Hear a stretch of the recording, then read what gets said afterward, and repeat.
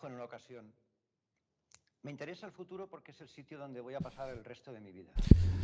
Woody Allen said once that I am interested in the future because that is where I'm going to spend the rest of my life. That is what is happening to all of us, but what is going to be the aspect of it all? How our houses are going to look now that we have decentralized free time?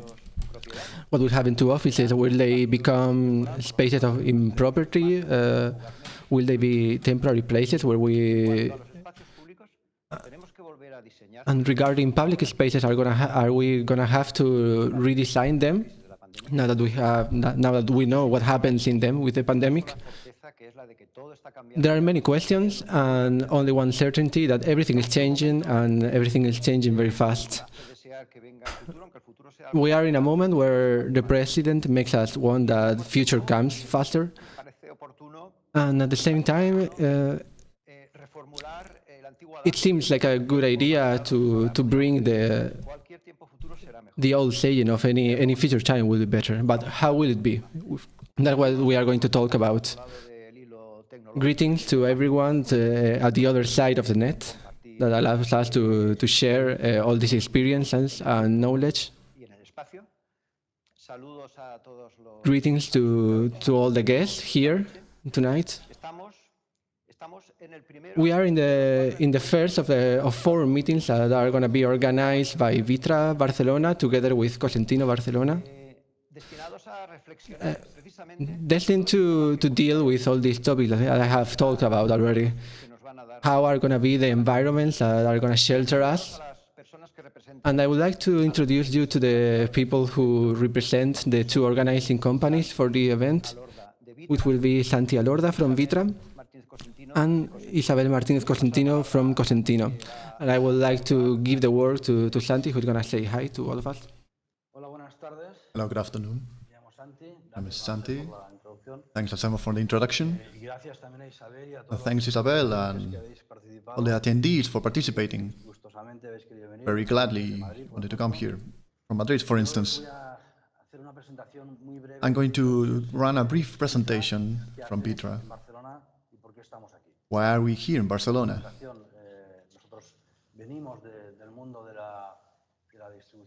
We come from the world of distribution, from a face-to-face environment, and now we are in a space that, in a new ecosystem that is of much interest to us. Montoya is a co-working environment in which we intervene as far as we were able, a collaborative zone within the property. In a way, we didn't want to invade in Vitra, but we are much more comfortable in this collage of working space and spaces. It's a 3-floor space,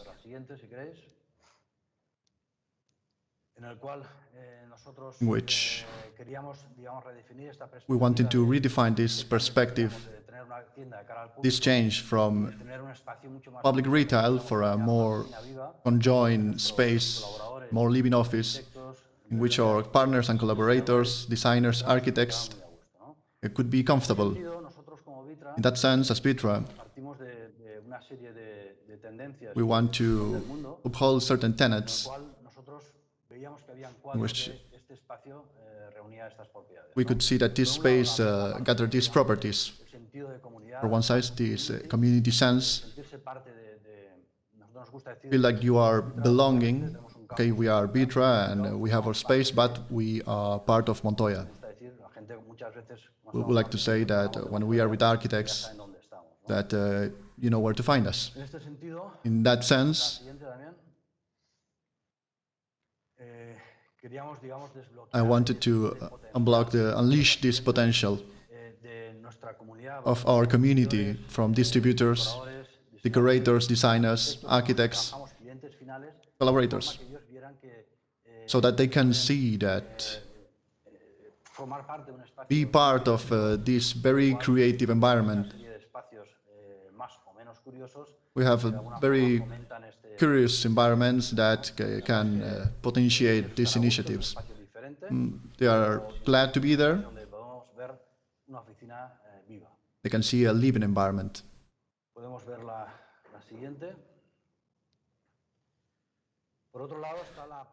Then we have the cultural side of things.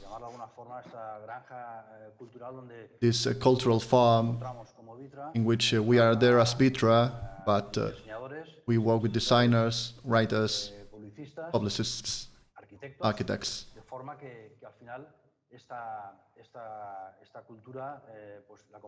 We share this culture with everyone. We enrich ourselves and them too.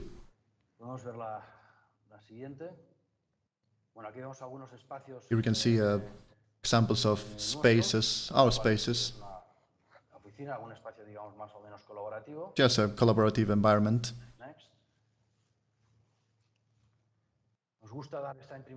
We like to have this cultural side in the shared spaces. We think it's very important, this talent transfer side of the activities. That goes for us and our partners and clients.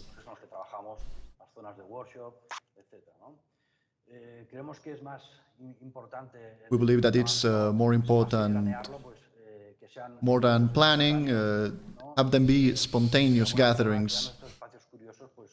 And in this curious environment, this kind of meetings happen. Here you can see more collaborative spaces of the bottom floor, more common spaces. It's a more tranquil, relaxing zone, because there's not so much activity in that area.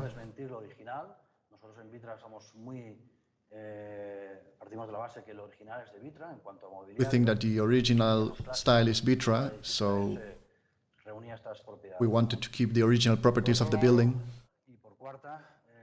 As a last point, we are in a state of permanent beta. We and our needs, and together with the architects and their presentations and other partners, we collaborated so we can enrich each other. As for instance, well, not post-COVID, but current COVID. What we did was to create different spaces. Let's compare with something that Constantine said.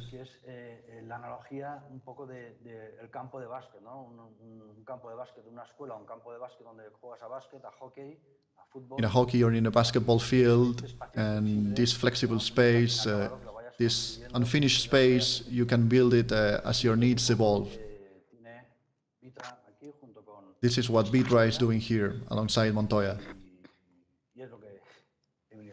And this is what I am here to explain. I hope you liked it. Okay, thank you very much, Santi. Thank you very much. The space that we are right now, it is incredible. And I think the people who are watching us right now are able to testify to that. I am delighted to introduce to my guests, because I like to be sure that I am going to enjoy the following part, and I'm going to learn a lot and talk with people that really know a lot and can teach you a lot of things. And also they are people who come from very different fields, so we're going to have a very varied vision on the topics that we have already talked about. I would like to introduce them personally. Francesca Tur is publicist, specialized in the world of tendencies and trends. She works in consulting for companies. She's considered a contemporanizer of projects. Francesca, in 2 words, is teleworking a secretly happy... Not a secret. It's happy. Jaime Fon is an architect. He's a co-founder from the Mesura study, where they work for clients for all the world. He is both an architect and a docent. And he is the director for international and national projects for the Cátedra of Barcelona. Jaime, are you more into Zoom, into WhatsApp? I'm more of a WhatsApp guy. Okay, this is kind of this like the zodiac a bit. Areti Marco Polo, she's an architect, researcher on urban innovation. She's working on culture and integration with technological advances. She's also directing the Advanced Architecture Group in Catalonia. I was going to ask you if you study or work, but now I should ask you if you work or telework. I work, telework, and study all at the same time. Finally, I want to introduce you to Oscar Fernandez. He's a civil engineer with an MA through the business school. He's director for business development services for Spain from the company Cushman & Wakefield. This company where Oscar works with strategic consultation, both for investors and tenants and proprietors. So you are kind of exactly in the mix of what we're talking today. Oscar, are you surprised to find yourself working on the pajamas? Not in my underwear, but in my swimsuit, yeah. Okay, thank you very much. Okay, I have already introduced my guest today. I have to say that the conducting topic would be a manifest written by Rafael Gilges, who is a trend explorator in workspace and probably one of the people that knows most about working culture. I had the chance to interview him in a conference, and really the stream of information that he suggested to us, it was incredible. He, in some way, intends to make us break way into this uncertain future of working spaces that awaits us. It is written through 34 questions, and those 34 answers given compose somehow some kind of a puzzle that will allow, through the last event, give us a whole vision on the matter. Among such questions, 4 of them are going to be answered this evening. The 4 questions start by a what if, and the following is up to our guests that will kindly share their point of view with us. Francesca, for example, what if the changing laboral market required a permanent learning? Okay, first, thank you very much. I think an essential part of the future goes through asking the right questions. I felt very interested on these 34 questions, and I straightly went to the 12th one, which is the only constant is change, which is one of the conclusions of the Vitra Summit, the recent Vitra Summit. The second factor is learning, which is both learning but also sharing, and it's a very important part of the essence of a workspace. I think more than before, we are willing to be part of a team. And the last part will be the transfers of that knowledge. I think the preponderance of the pandemic in the workplace have meant that cooks and technologians, researchers working in the same space. All this interdisciplinary is growing, and I think we lack a bit the lack of the point of view of the youth for this matter. So I would like to conclude, as I love to ask questions, I send this same question to many people, but I would like to give you the answer from Pedro Restegui, a designer, who says, history shows that automation leads to a world with a higher quality of life. And it will happen the same with mobility, which has always been susceptible to change. For example, when the iPhone came out, nobody could think about how many people today are developing apps And only those who can adapt will survive in the end. So one of the examples from this Pedro Rastegui, designer, would be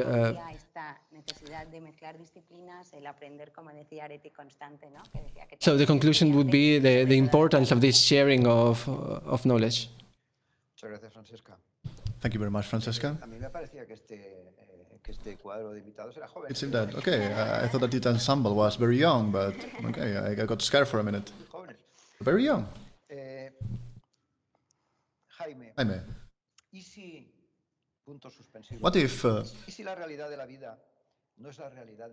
the reality of life is not the reality of efficiency and productivity, and the spaces have the capability of putting values, myths, and traditions that are common in corporate communities?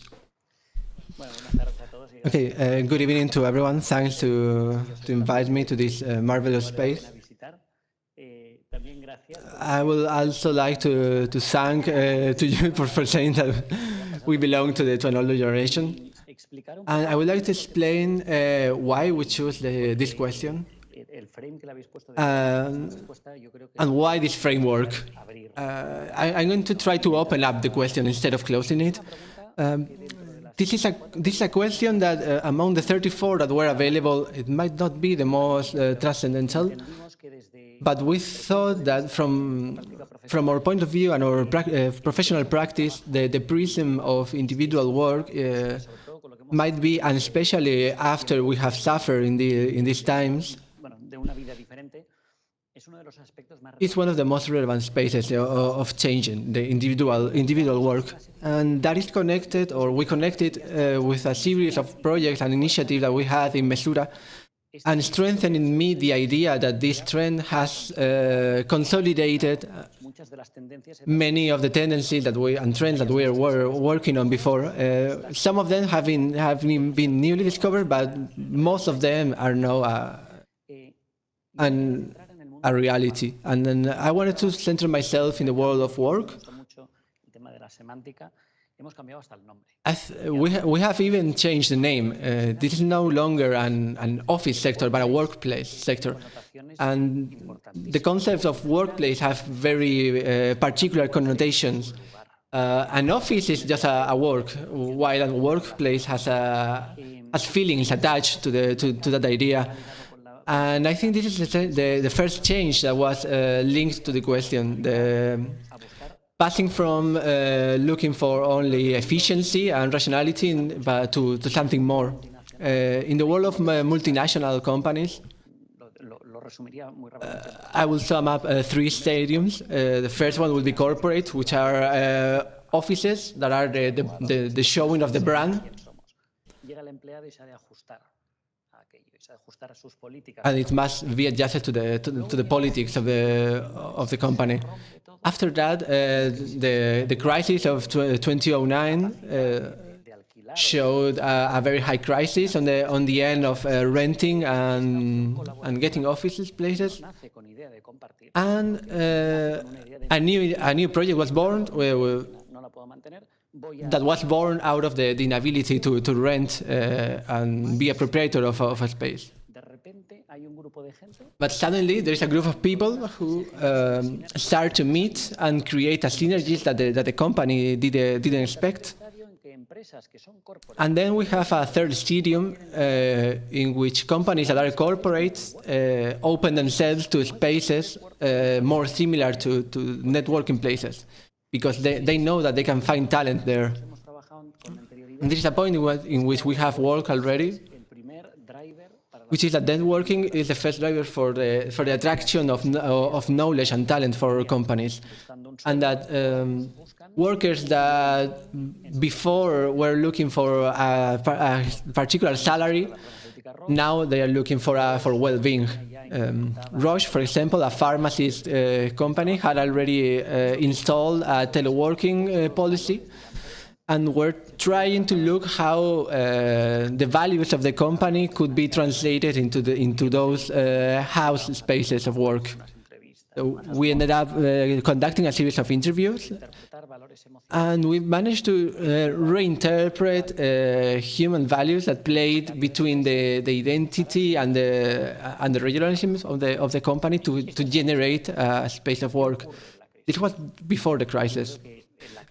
During the crisis, like the one that we are right now, we have all made a reset. And I myself, after 50 days of being closed up in my home, some of my personal values were very much consolidated, but some others were critically changed. Teleworking generated introspection and isolation in me, and I used that to make a back to values. And I realized that I didn't want to be disconnected from my neighborhood. I didn't want to be disconnected from my surroundings. A series of reflections. And what happens when we connect this to the world of companies, in which the company like Apple has a values, and they say, okay, you can follow me.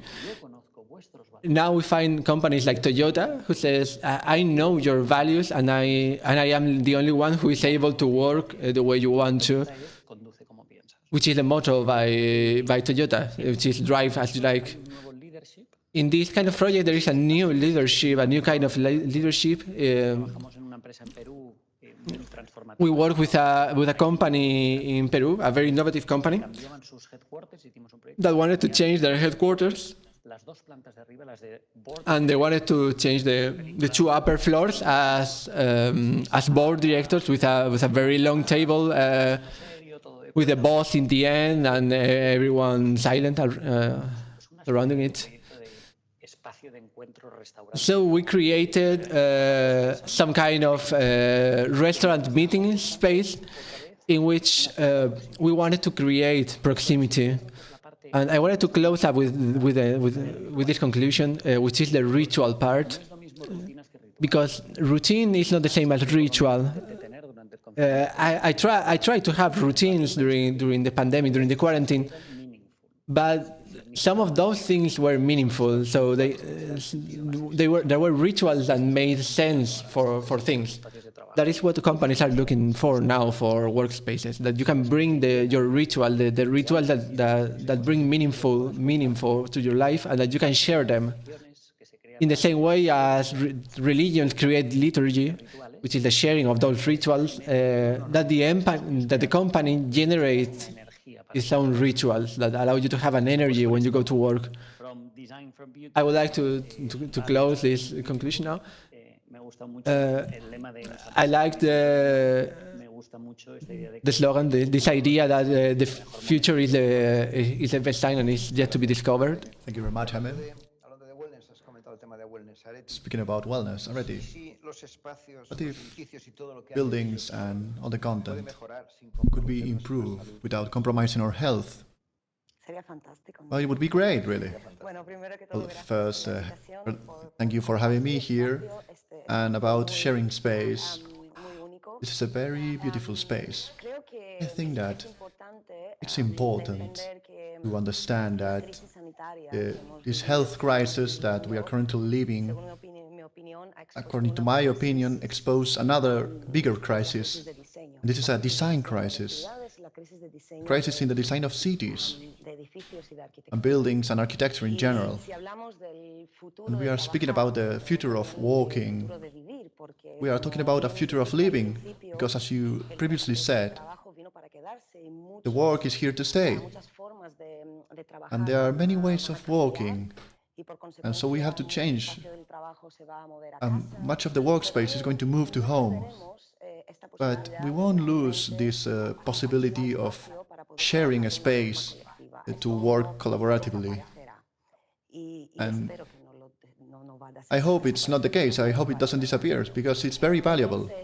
Then, during this change, we are seeing the real value of the idea of health, of healthy buildings. And a healthy building is not just healthy for the workers, but also the space, their surroundings. And if you allow me to hijack the question, but okay, of course the part of hijacking was not part of the question, but it was not only the question of buildings could really help to increase people's health, the health of the tenants, but also if those buildings could really change the health of their environment. And I think that's one of the things that we have to ask for. We have to ask more from architecture. We have to build in a way, we have to create buildings or workspaces or living spaces that can be, that are not agents that contaminate. Buildings nowadays consume energy and produce a lot of waste and produce CO2 emissions, and instead of having them from contaminated agents and consumers, we have to transform them. We have to view buildings as symbiote agents with their occupants, and that they can improve people's health, that are able to produce oxygen, to filter air around them, be it interior or exterior. So those could allow us to breathe healthier air. Buildings that could produce resources and therefore achieve some self-sufficiency that is not dependent from resources from outside. This is an impact that goes escalating.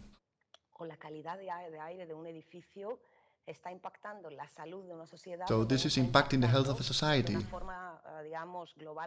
And it's also having a geopolitical impact about the gathering of resources from the rest of the planet.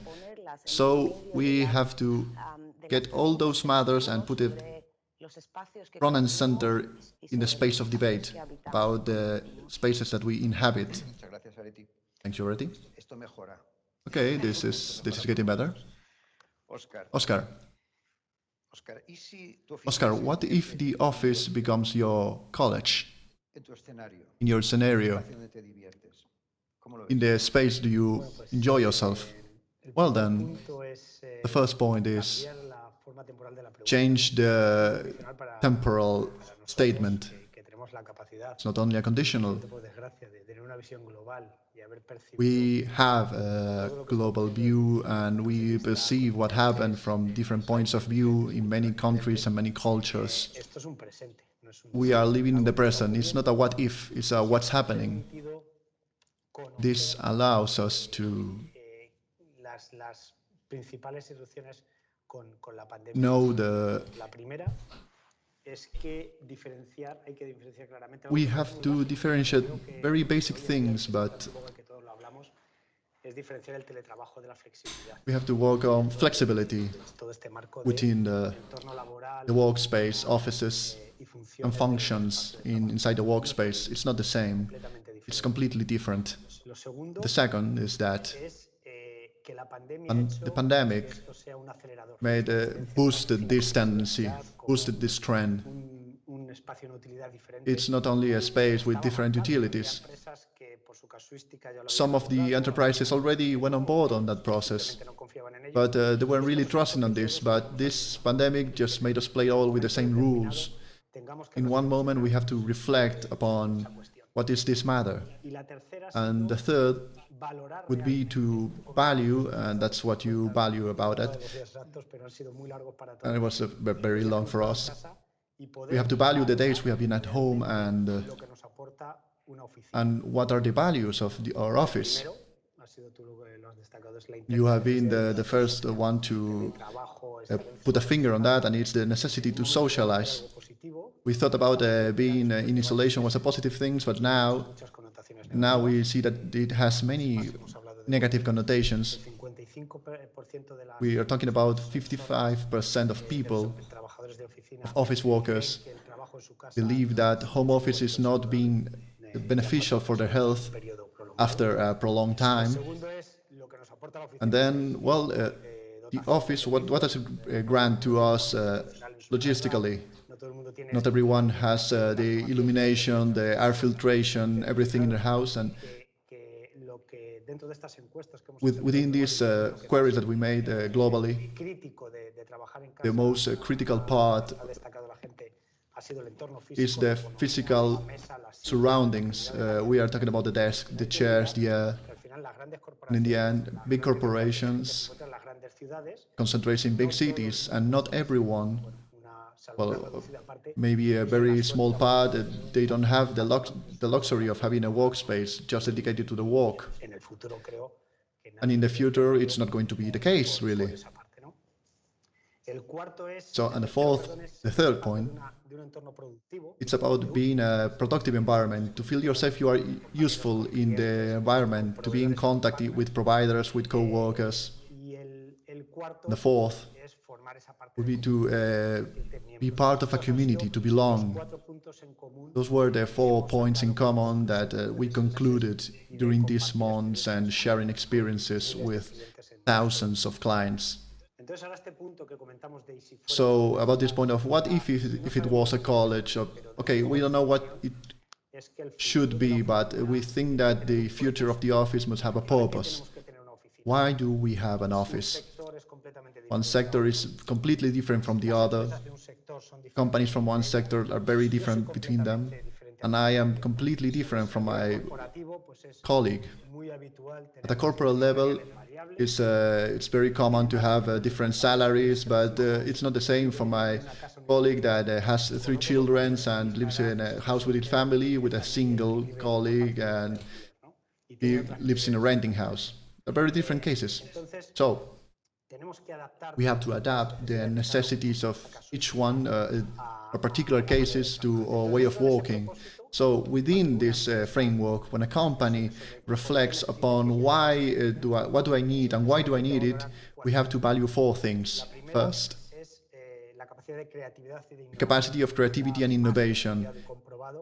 It's well documented that innovation and creativity are generated when there is like a face-to-face contact.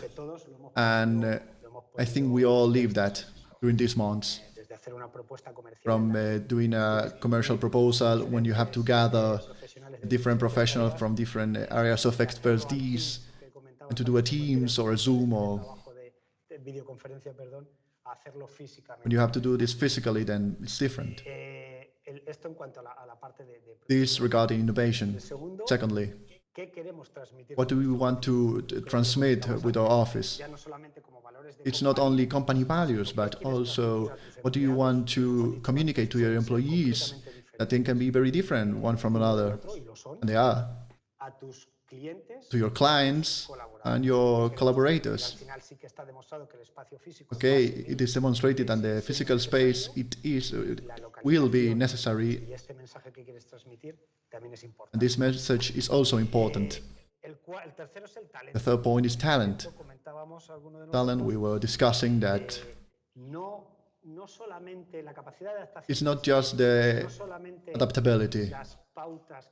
It's not only guidelines that we think that are valid for everyone.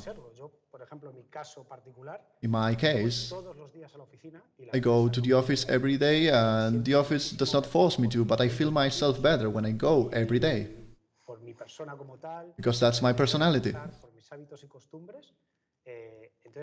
So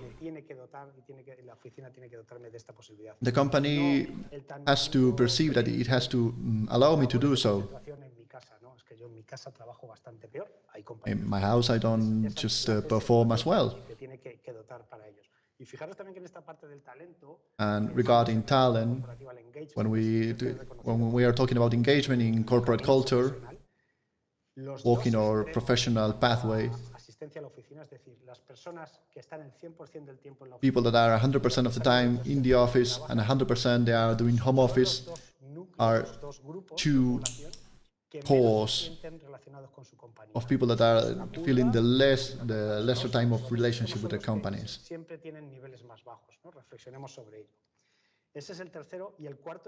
And the fourth would be productivity.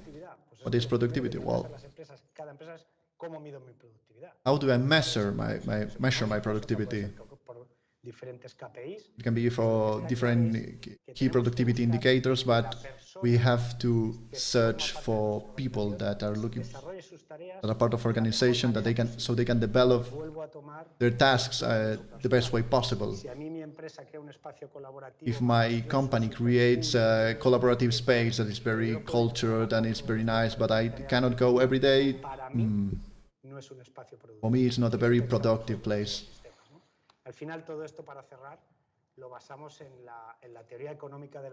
This is the economic theory of agglomeration. We need to be close to the prime matter, people and ideas. I hope that this is a nutshell version of it, and I think it's what an office must have. Do you think, in this sense, that the space office, do you think that the traditional office as we knew it before is dead? And that we will never see offices in a floor gathering all these desks and rooms and the hierarchies from the old days? Do you think a new time for offices is coming? Yeah, I think so. I agree a lot with this idea that the office is a prize. So when I had the chance of coming back to the office, it was with enthusiasm. Not only because of the proximity with people that I had been thumbing before, but also because of a feeling of ownership that I am not able to feel at home.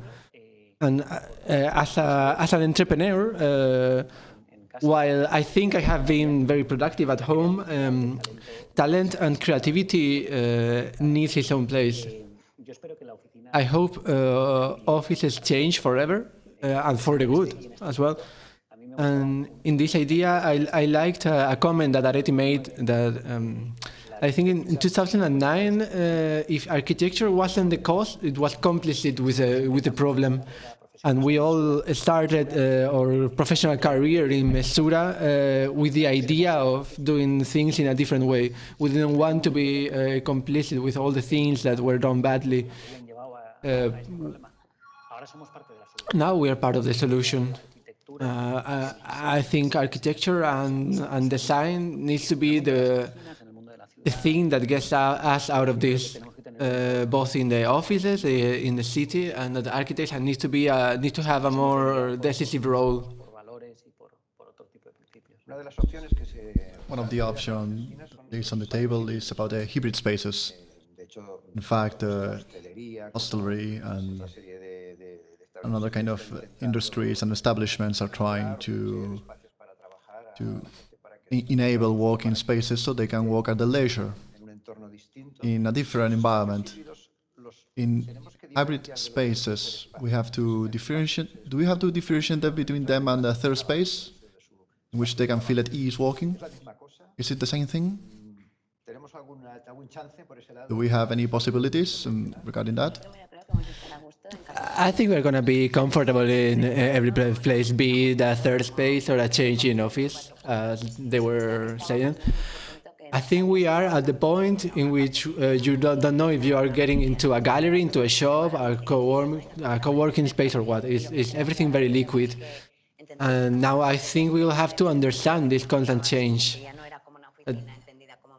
As in, this is not an office like in Bart Simpson. We are employing different ways to work, and I think we don't have to change. We don't need to think if this new space is different, it's more comfortable. We need to understand that in the moment that we find ourselves right now, these rituals, which I love that idea. We need to these new rituals, and we need the offices to create these kind of rituals and that allow us to feel comfortable. And we need to understand this as a place where I can express myself and be creative. And working together, I think that creativity can also be achieved in Zoom and team. I know that it is important to be close, but I don't think that anyone has thought during these 50 days that this is something essential. And either we have like people together with us in the living room while we are working, or whatever. We need to find our own rituals to be comfortable. Speaking about houses, okay, we were focused a lot of in working spaces, but I think it's a good time to go back a little and go to the home space. Do you think that architects have a responsibilities regarding residential buildings, that they take care of us? Must the house take care of us?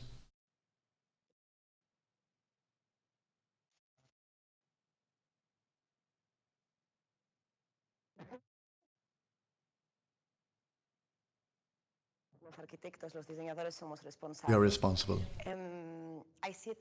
There are 7 million deaths yearly because of contamination, be it exterior or interior.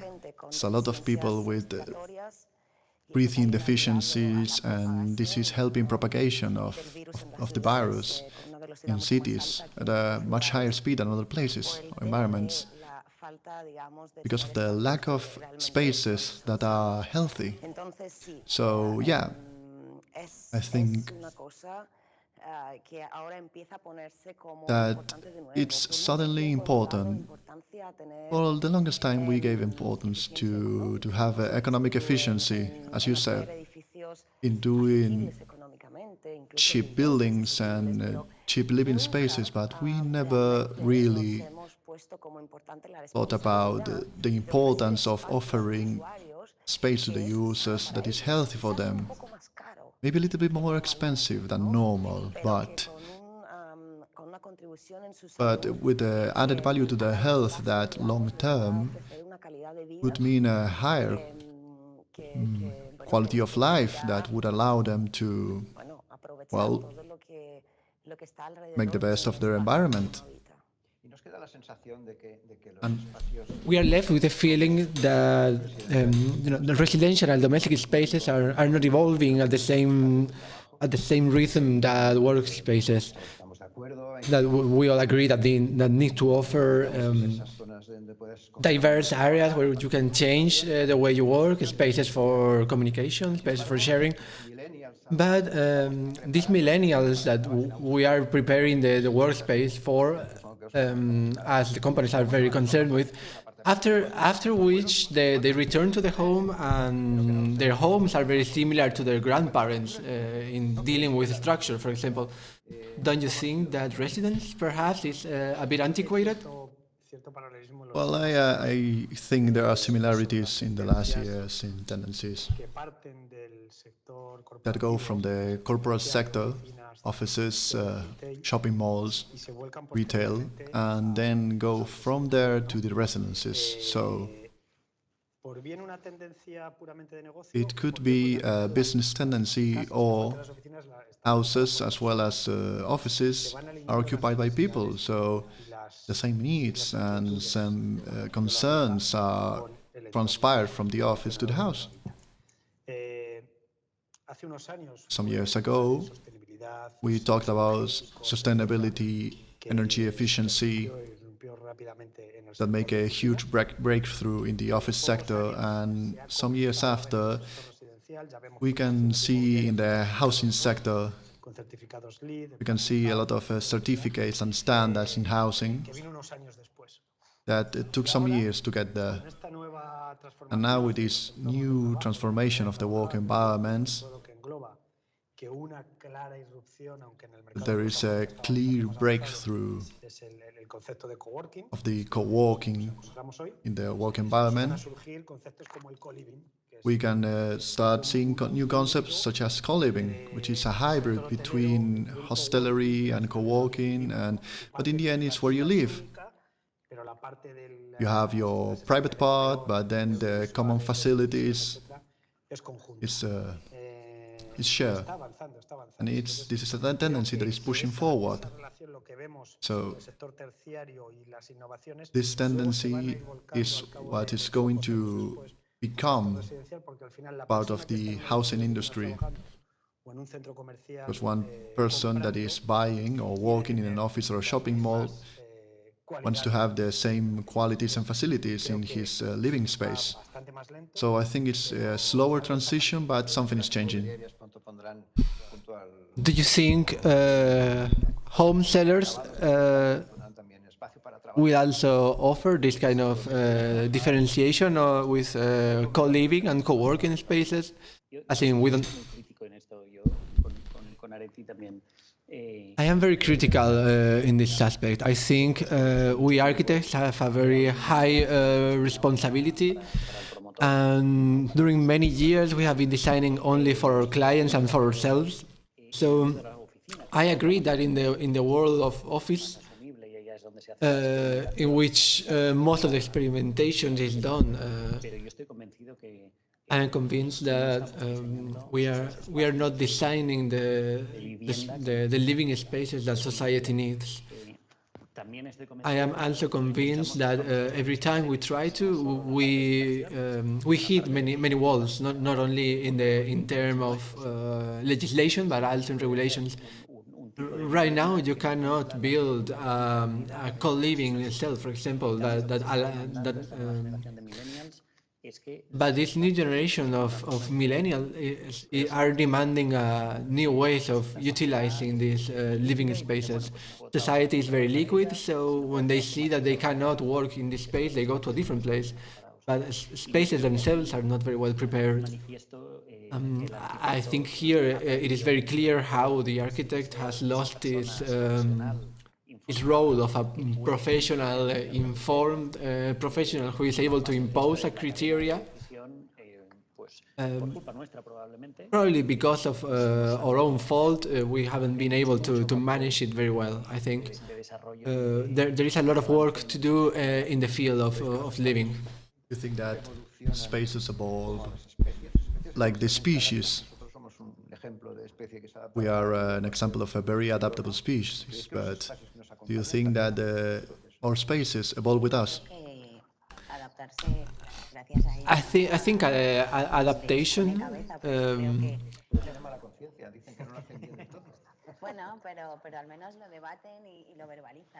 Well, as they are discussing, as they're trying to, I think it's very interesting what they were trying before in this constant change that we live.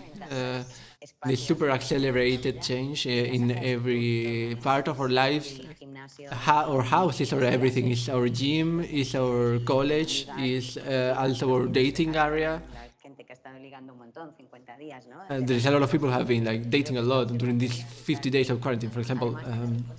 Together with this responsibility that you have in designing these office spaces, I think it's very important. And I would like to connect it to my question that with spaces like this one that look for sharing knowledge, so perhaps you can bring a holistic vision of the cities to these buildings to make it be able to offer something positive. For example, in this latest event of the Sami Vitra, I think it's Charlie Johnson who talks about the youth who are working from bed, and not only millennial, but also people with 18 years old who work from bed. And don't tell them to sit in a chair because they work from their bed. And I saw from the window one guy actually coming here, and we'll have to think if actually they are worse or better than the people. So I think there is a constant change. And that perhaps spaces like this one that are meant to share these different point of views are very important in order to put faces into all these new theories. The great revolution has been the laptop, because it allows us to move and work differently. And also what's to come, because one thing that we haven't touched really is the way technology changes spaces. We're talking about open spaces that can be adapted to different uses, but we haven't really touched the idea of blocks and windows that can be adjusted in several ways. We're talking about AI that can create patterns of how one inhabits a space, and before one person arrives, it can be changed in several ways, because it knows when it's going to arrive, and then the chair is going to adjust itself to the height. It's going to personalize it to the person that is going to occupy those facilities. And if we escalate that idea in working spaces, it would be a giant change.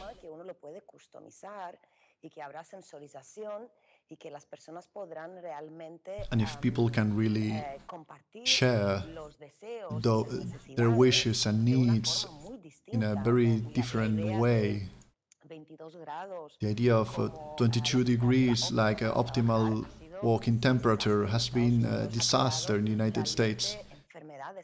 It really got people ill because your biological temperature depends on many factors, and it can be very different from another person. So having workspaces that are controlled under an umbrella that is the same for everyone is not working. Doesn't it come in contradiction with this theory of the hot desk? This end of the assigned desk, where you can place all your own things. And welcome to desk for everyone, in which each day everyone has to adjust the chair to its own head.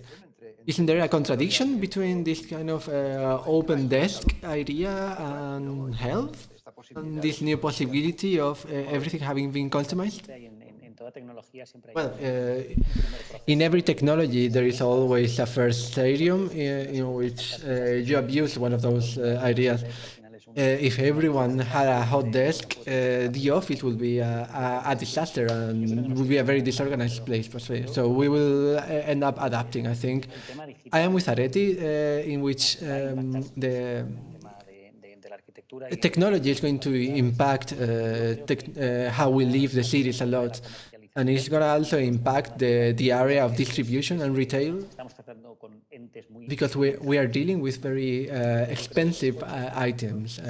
Cars, for example, in what comes to sustainability, started to evolve when we could share them, because we invented Uber, giving us an option to enjoy them in a different way. You were talking about these changing buildings that are able to adjust themselves. There is a lot of people who work globally, who used to spend maybe 15 days in London and then 15 days in other days, and there is no offer, there is no renting offer for this kind of niche of market. There are no kind of flats in which the room can change the furniture for the people who are occupying it at each time. But we need a technological change, we need an economical change, and I think users are going to accept it. We still have this idea that the flat is mine. Do you think that this generational overlap, the new consumer can in any way demand a new vision of spaces for living and working? Do you think that, at least companies are more sensible to those needs? Before you said that it must be based on people. But do we have to demand it? Or someone came up with the idea of iPhone? What's the first, the egg or the hen? That is why I was saying before that perhaps professionals in the sector have to go before their time. And I think millennials and these new generations are already waiting for someone to offer something different. The problem is that even if we know how to design buildings that can be maybe like a library, and we know how to transform one building into other, we end up adapting to what there is. If you think in new generations and new demands, or are we really in a moment in which we have to think about health, which is the main issue of worries? Well, I think that that's the way I started my answer to my question. I think that, sadly, we are living through hard times, but I hope that this is the shortest possible, but we have to look beyond that. I think that all the things that are thinking over is because of, all the happenstances that we had to live. And maybe it's one of the most complicated things that we had to live through, but we have to be strong and we have to look forward beyond that. This will pass. It's a matter of time, and we have to have this vision. Not only we have to watch about the current situation, but also that this will pass, and then we have to make plans for the medium and long term. Not only we have to consider what happens today. For instance, many organizations that are trying to cut costs as much as possible.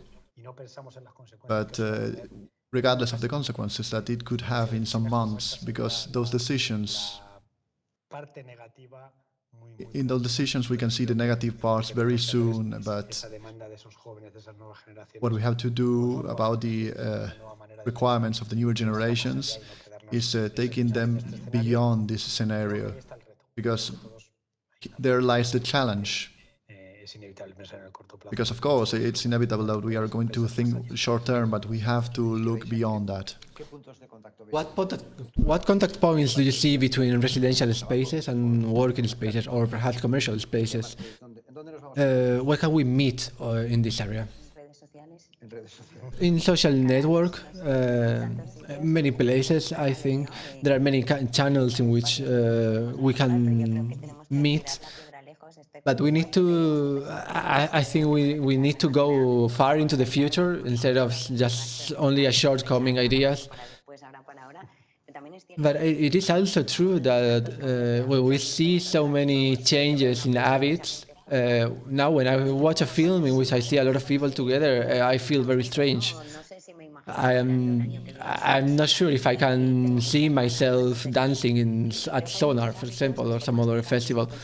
So I think that there are many aspects in which, even though we might think that everything is going to go back to normal, like for example, when it comes to online selling, I think there are some things that are gonna create new places for meeting, be they physical or digital.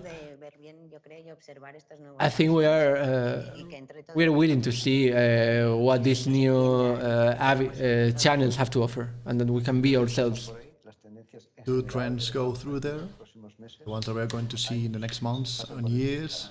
Go through those channels online and... Well, I think I am a bit punky in that regard. I think this on and off idea is a bit traditional, because now we are here together, but also the public watching us on the streaming is also with us. So the space is not only this, but also their homes. But I mean this kind of meeting points. Yeah, you know, this is like in retail where you have the physical and the digital area. But for example, I had never seen my fathers making a purchase on the internet, and they have used it a lot during the quarantine. And now they're going to keep using it, actually. The retail areas are changing. And there is a new culture and values of paying cult to your body, of saving the planet, or of having a cultural conscience. Well, there are many spaces that are answering to those needs. Now you have yoga spaces, you have retailers that are small shopping, not so much big commercial centers. So it's like we said at the beginning, the big brands used to generate a trend, and now the big trends are adapting to the values that they detect in the people. So now if we have a healthy generation, we have to adapt to it. And about multi-use spaces, do you think that could be an answer going forward for living and working? I mean, when I think about it, multi-tool spaces and tools also. There is a space in Vienna, in Varia Hills Straße, that is a commercial building for IKEA with residents, and has recuperated all the above floors. That is 24 hours open to the public as an hybrid building, and it is a completely retail company. Well, there is a Space 10 group behind this idea, which is a think tank dedicated about thinking about the future, and I hope that is the direction that the future is going. I wonder if another thing that the pandemic taught us is that this can change from one day of the other, and it's been a huge learning experience for all society. We don't fear change as much. And I think that it's very interesting that when we are talking about potential futures, instead of thinking about an evolution of the present and little changes, it's going to be very significant, thinking about huge changes, huge leaps, that we have to rethink things from the ground up, very base concepts. Instead of thinking of how we buy, we have to think about how we produce, where do we produce, what's the source of all that. And those radical questions will be the ones that will bring a very customized future. It's going to be amazing. And I'm very optimistic regarding the future. And I think that this crisis, sadly, brought besides all the tragedy, brought a huge opportunity. Yeah, I think people has lost the fear of you can't do something. Fear of not being able to stop all the traffic in the city. And yes, you can. I think it is time for... We have to decide what's important and what's not only with economical criteria. I like in this optimist vision that we are using to close this colloquium. We are staying with at the best. We have talked about very interesting topics, about knowledge sharing, about interdisciplinarity, about design quality that brings us to share spaces on how buildings can improve the health of people and cities around them, of the new trends in workplace, on teleworking. And we have taken the first steps to answer all those topics posed by Gilligan.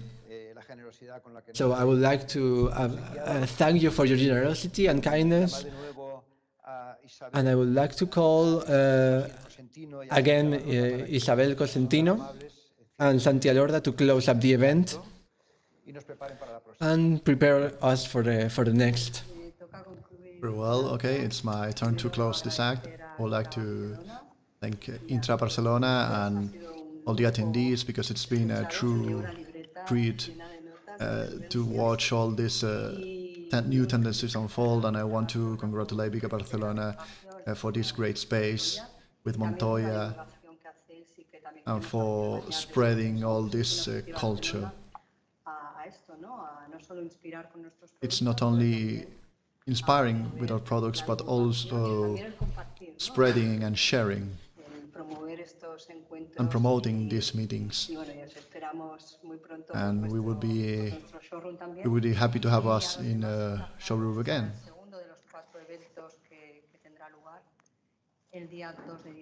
The 2nd of December we'll have another project that it would close another event. Thank you for coming here, to Santi and all the team of Vitra.